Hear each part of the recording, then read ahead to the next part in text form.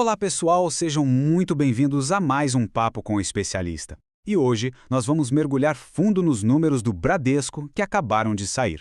A grande pergunta que não quer calar é: será que a tão esperada recuperação do banco finalmente engrenou de vez? Vamos analisar esses dados para entender o que eles dizem sobre o futuro de um dos gigantes do nosso mercado. Olha, já faz um tempo que o mercado observa o Bradesco com uma certa desconfiança. Depois de um período bem desafiador, alguns sinais de melhora começaram a aparecer.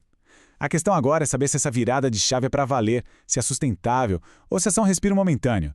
Vamos aos fatos. Então, qual que é o veredito desse trimestre? Se eu pudesse resumir em uma palavra, seria confirmação. É isso mesmo.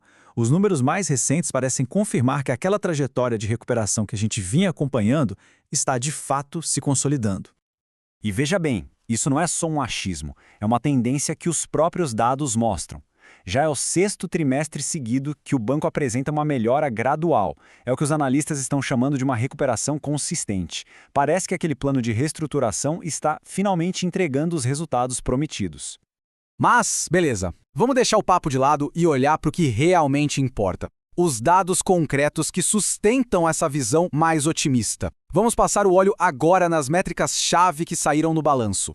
O primeiro número, aquele que salta aos olhos logo de cara, é este aqui, 6,2 bilhões de reais de lucro líquido recorrente. Esse é o principal indicador de desempenho do banco no trimestre. E o mais importante, ele veio praticamente cravado com o que o mercado esperava, o que sinaliza previsibilidade e que a gestão está conseguindo entregar o que promete.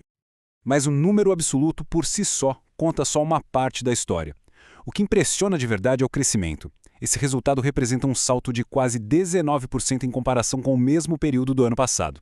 É uma aceleração bem forte, que indica uma melhora operacional muito clara. E aqui a gente chega na rentabilidade, o famoso ROI, atingiu 14,7%.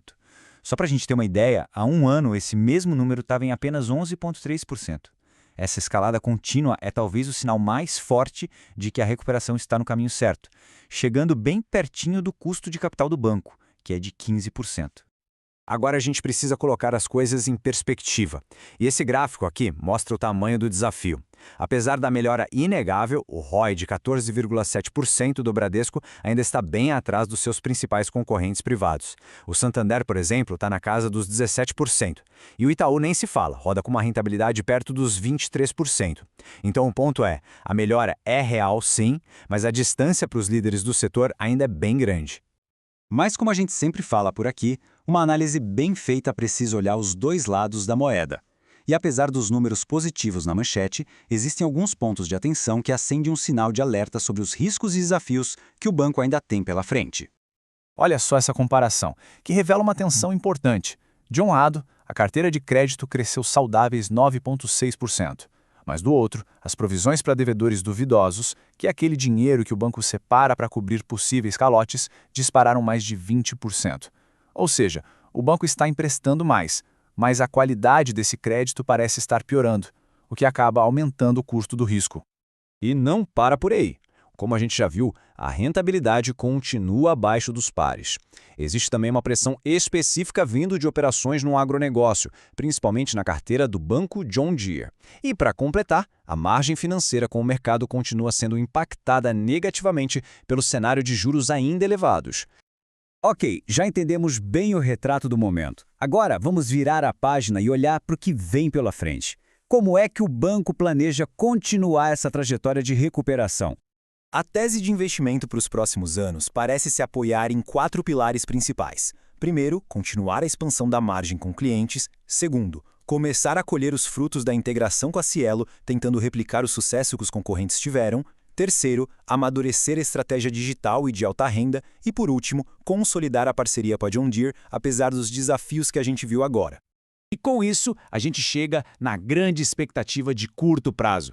O mercado está de olho para ver se o Bradesco vai conseguir finalmente romper a barreira dos 15% de ROI já no próximo trimestre. Superar essa marca seria um marco psicológico e, claro, financeiro muito importante para o banco. Com tudo isso na mesa, como é que fica a tese de investimento em Bradesco?